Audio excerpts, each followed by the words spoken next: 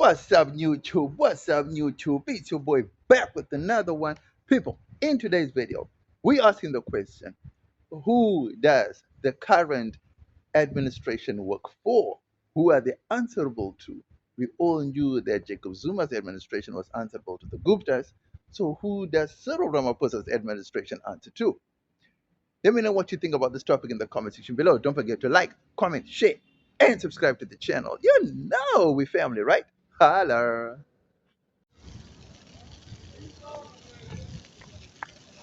Yeah. People, today's video is a bit tricky, right? Because I'm feeling like it's like a hidden truth. It's like an open secret.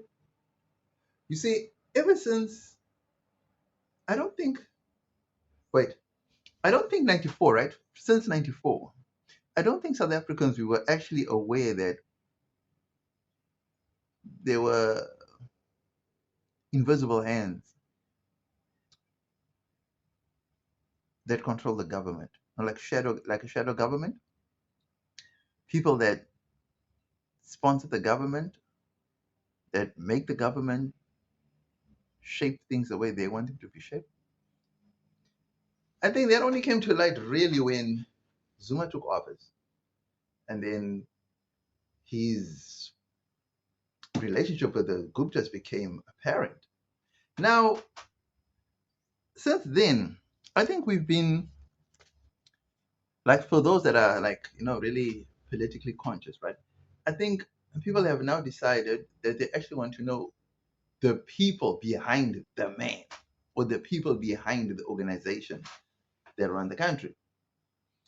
So ever since Zuma's tenure, I think the Guptas have really, really opened a can of worms.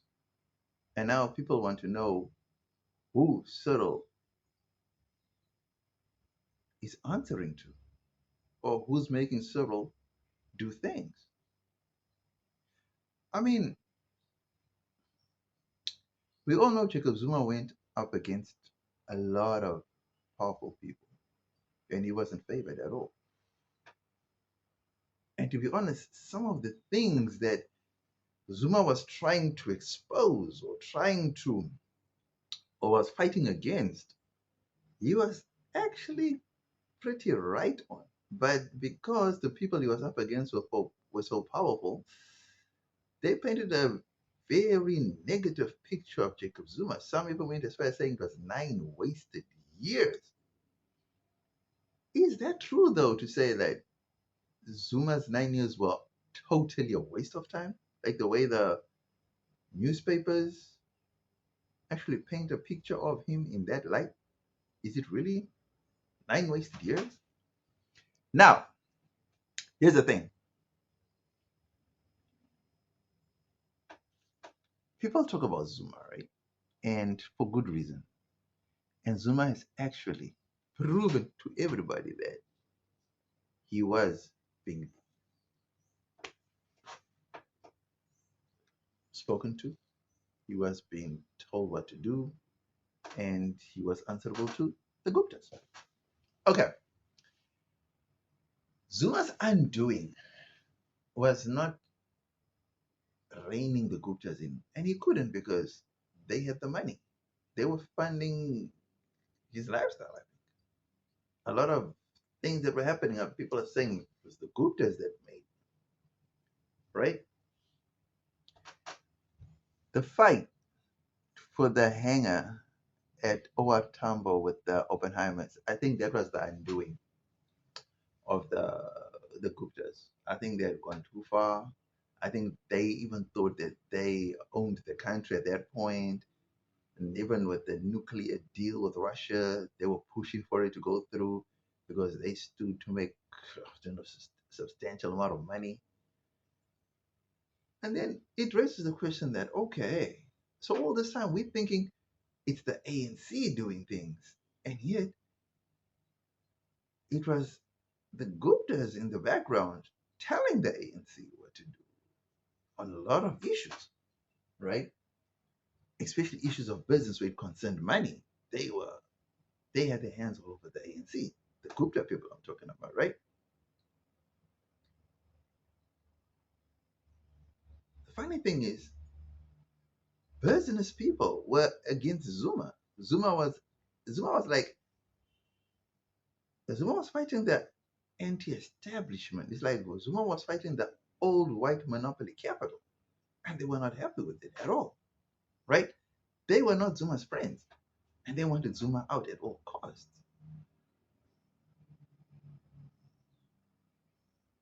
Now it makes perfect sense, right? It didn't make sense at the time, but now it makes perfect sense.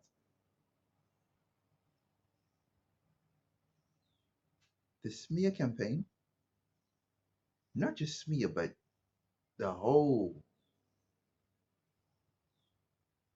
business fight against Zuma was a huge thing. It's funny how we look at the ANC as the people that run the country, and yet the reality is it's not quite them that run the country. They are the faces, but they are not the true players. Now, why is Cyril Ramaphosa a big favorite of big business? Well, Zuma wasn't. You see, the Guptas wanted to take over old white monopoly capital. They wanted to own it. And Zuma was in it with the Guptas. And that's why he was enemy number one. Now, let's go to phase two. Now we got Zuma out of the way, right? Now we know what Zuma's tenure was. What is Ramaphosa's tenure? How come Ramaphosa is highly favored in big business? Why is Ramaphosa not being smeared in the newspapers like Zuma was, even though Ramaphosa is messing up? But yet the newspapers are not doing the same thing they did to Zuma. I mean, let's be honest. Almost everything Zuma and the Guptas did was splashed across the newspapers. And for good reason. Legitimately so too, right? Because what they were doing was corrupt. I mean, what they were doing was business moves, don't get me wrong, but even though it was business moves, but they were going against the old guard, right? That's what they were doing. Okay. Ramaphosa gets into power. The first thing he does, he flips the script and he goes along with old monopoly white capital. And that is what you see. Cyril Ramaphosa is not in the headlines splashed across like how Zuma was, even though Cyril has done so many wrong things. To date, Cyril's biggest scandal will always be the Maracana and the Pala Pala farm. Those two things, right? Okay. In between that, are you telling me that Ramaphosa is not involved or doesn't know of any other scandalous thing that could implicate him in things that just became hush hush because he is the favorite poster child of the old white monopoly capital? So, who is this old white monopoly capital that I keep talking about? That most people might be asking. You just talk about old white monopoly capital. Who's this? People, a documentary. I can't remember the name. I'm trying to check on my YouTube page, but then YouTube has collapsed my comments with this beautiful, wonderful subscriber sent me a link to this documentary. I didn't get to watch all of it, and I'm trying to download the whole to see what it's like. And it shows it. They actually detail the few parts that I did watch. They detail who is behind the governments of South Africa and how they do it. And I was surprised that they mentioned Stellenbosch Mafia. And on top of it, They also mentioned the Reserve Bank. Now, how do these two correlate? It turns out the Reserve Bank is not a government owned entity. The Reserve Bank is actually a private bank that has shareholders. And so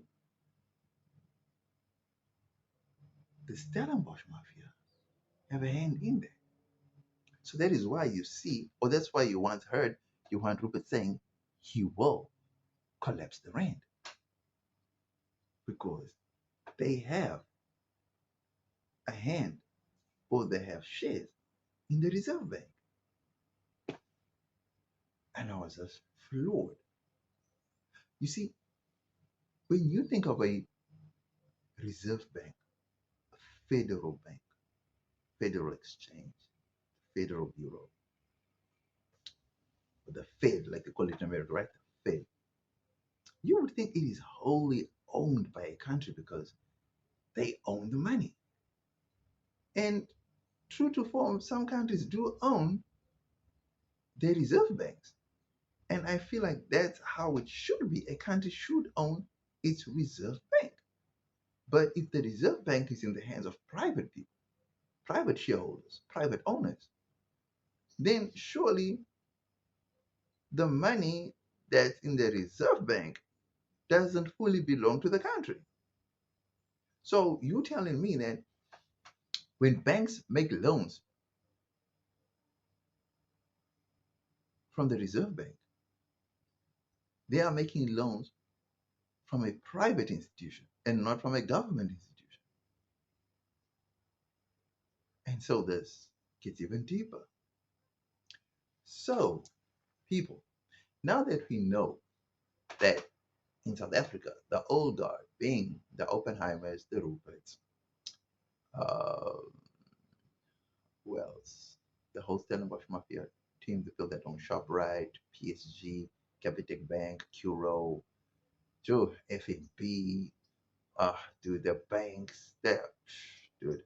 I think Johan Rupert alone owns something like, I don't know, I think 28 companies, if I'm not mistaken, even probably more here as well, you know. And these are the people that actually now in Cyril's corner, they're the ones that actually get to say what should happen. Have you noticed that when things are gone bad in the country, right, the businesses attached to the Stellenbosch Mafia are affected, but they do not shut down like how other companies will shut down if they were badly affected, like by COVID, like by other things, because they have the financial muscle to, right? Now, why and who would actually control governments like we're seeing what's happening in America? I mean, it's a widely known fact that APEC controls the government of America, right? And APEC being a lobby group for the Zionists in Israel. So they donate millions of dollars to the US Treasury, or they millions of dollars to the American presidential campaigns. They have a huge say in America's domestic and foreign policy, especially when it pertains to Israel. So is that the same thing that we're seeing happening in South Africa, that whenever there's a certain administration that comes into power, then certain lobby groups or certain individuals or certain consortiums then take hold by sponsoring money and doing massive favors so that they can have a say in how the country is governed and run? It's a shock that the Guptas thought they could go up against the Stellenbosch Mafia, go up against the Oppenheimers. I mean, surely they could have thought that these people had generational wealth that even they themselves couldn't compete with. But for some reason, they thought they could. And that was their undoing. And they fell short and they even had to flee the country.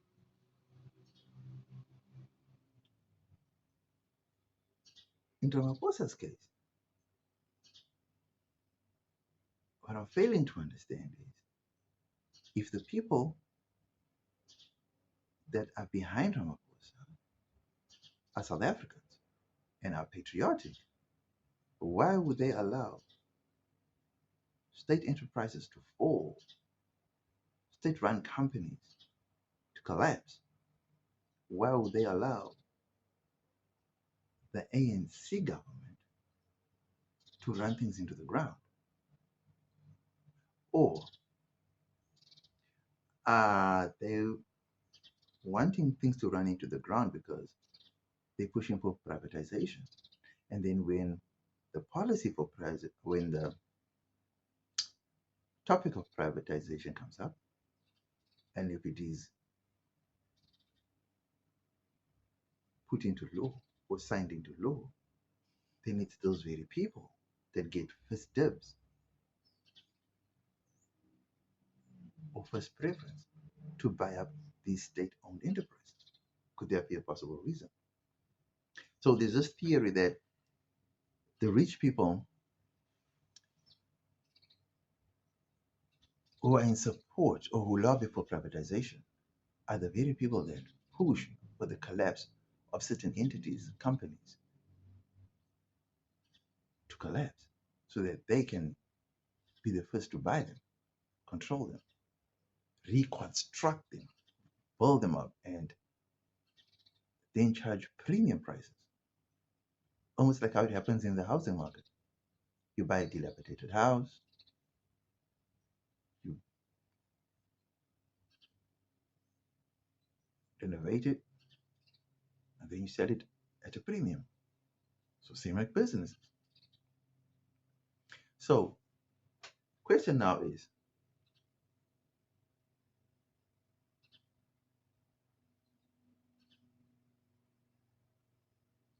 Zuma had 2 years of no load shedding. How did he manage to get that right for 2 years?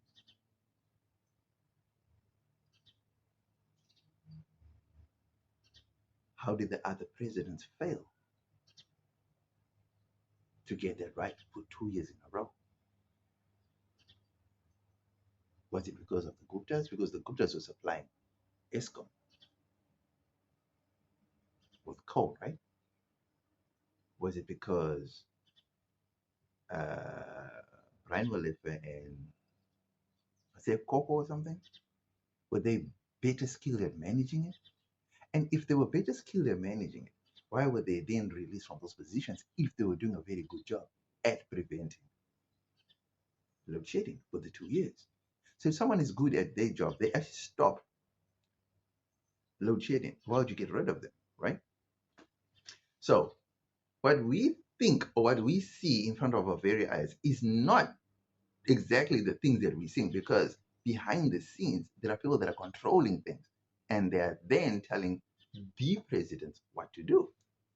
And that's just a shocker to me that we actually, I don't know if it's the way of the world now, but I don't remember a time, or maybe I didn't even know that how politics always was, that behind the scenes, because we just think when a political party comes to power, they now in power, they control everything, they now have access to the state funds, and that's what they use to disperse terror, dictatorships, whatever. I don't need to find out that no, that's not the case. Like, especially in a democracy, that may happen in a dictatorship where, like, for example, the Communist Party in China, no one tells them what to do. Like in Russia, no one tells Putin what to do. Like the case was in Zimbabwe. Or even I think even now in Zimbabwe, I don't think ZANU-PF anyone can get to tell them what to do. Whereas it's different in South Africa, that we are a democracy. And here, anyone who's got money can influence a whole lot of things. That's not to say that in Russia, Putin doesn't do favors for those oligarchs. I mean, they have money, they're giving him money, he'll do them little favors here and there. But the big, serious issues, I don't think anyone can tell Putin what to do. So, like we're saying in America, Donald Trump came in and he said he was going to end all wars because he didn't need America fighting in so many. And then all of a sudden, he received was it a was it $100 million donation from Mrs. Edelson. And then all of a sudden, his no war policy changed to an all out war policy in the Middle East. So, is this proof that lobby groups, people, individuals, companies, consortiums are the actual reasons and the actual people that run governments and not the people that were voted into power? Is this what our politics has now come to? Is Cyril answerable to the Stellenbosch mafia? Is he answerable to China? Who is Cyril answering to? Who is Cyril reporting to? Who is Cyril doing all this for? Because the past administration, we saw that Zuma was answerable to the Guptas. We saw that. And obviously, to a large extent, he was answerable to China on certain key issues, like within Taiwan and with Dalai Lama, which that same influence we're seeing now crossing over into Ramaphosa's administration, because now Taiwan's Taiwan's, I don't know if it used to be an embassy or if it was a consulate or if it was just a regional office. It's been downgraded further to almost like a liaison office where you can just ask questions, and because China sees Taiwan as part of their land, which I do think, but I do believe that Taiwan should never have become a country at all, because if you look at the Chinese Civil War, right, you will see that the Taiwanese people came from China. They were guys. It's like South Africa having a civil war, and then the group that loses goes to Robben Island, then creates their own country, and then claim that it's a country. And yet, Robben Island has always been an island of South Africa. So I can understand that dynamic, that you cannot have two embassies of the same people, of the same country. It doesn't make sense. So in that case, I actually understand the Chinese people's thing.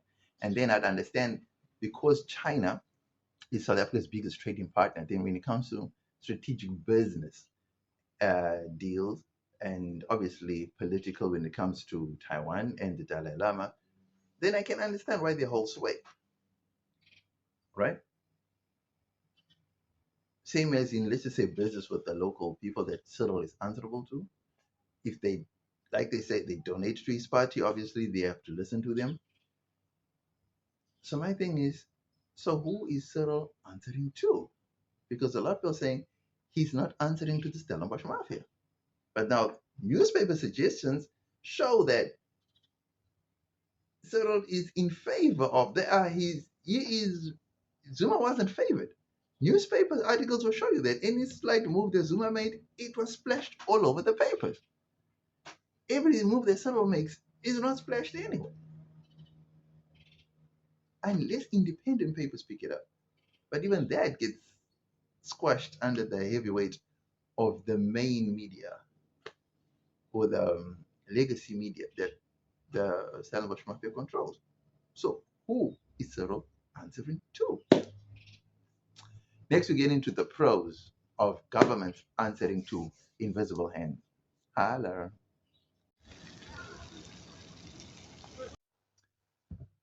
People, What I'm beginning to realize as I embark on this journey of investigations, of research, something becoming apparent that every president who comes into office comes in with his favorite people. You know, it's like Mandela had the Manels,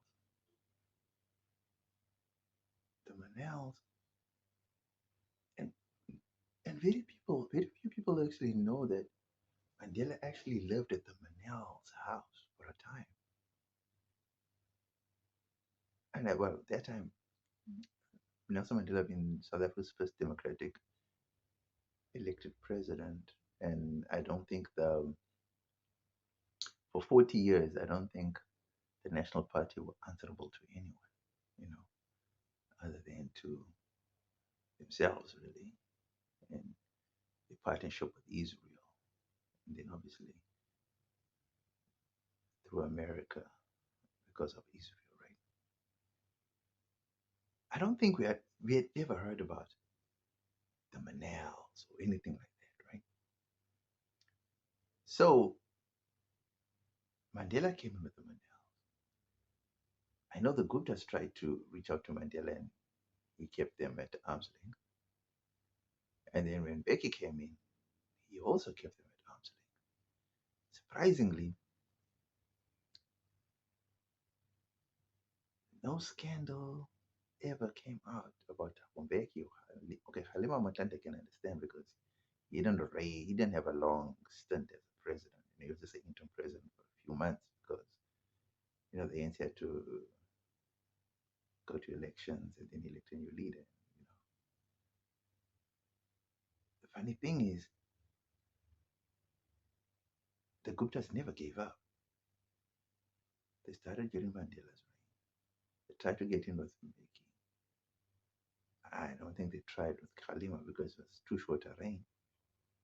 And they tried with Zuma and they finally got in with Zuma. So, the pros of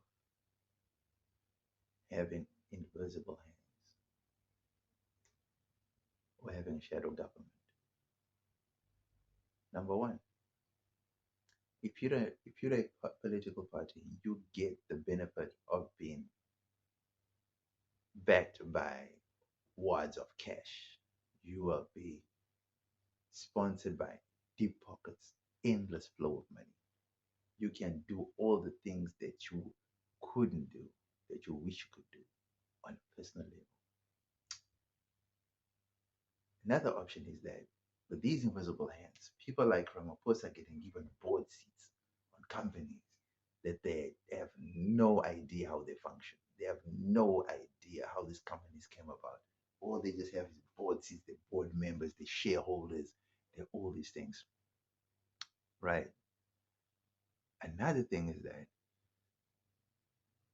as a as a presidential candidate or as a government that is being backed by a invisible hand is that you get exposed to levels and to people that you would never have met, never have known about. You do business with elites. You do business with the 1% of the 1%. And that is something that most African governments, most African presidents crave, to be in the upper echelons of the 1% of the 1%.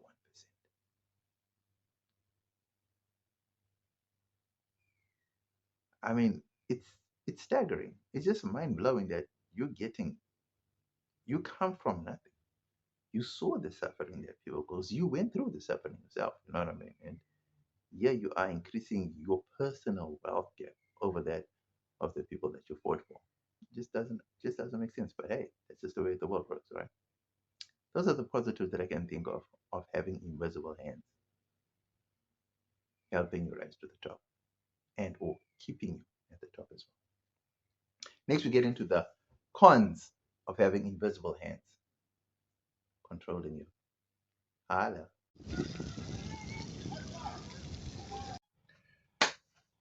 People, the con of having invisible hands telling you what to do is that they have personal agendas, they have personal ambitions, they have personal vendettas, they have personal insights, right? And in most cases, you get to be the fall guy when they accomplish or realize their personal goals, their personal aims.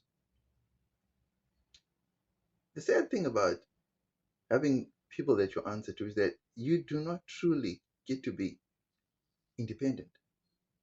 You are not truly your own boss, as is the case with China, Russia, and to obviously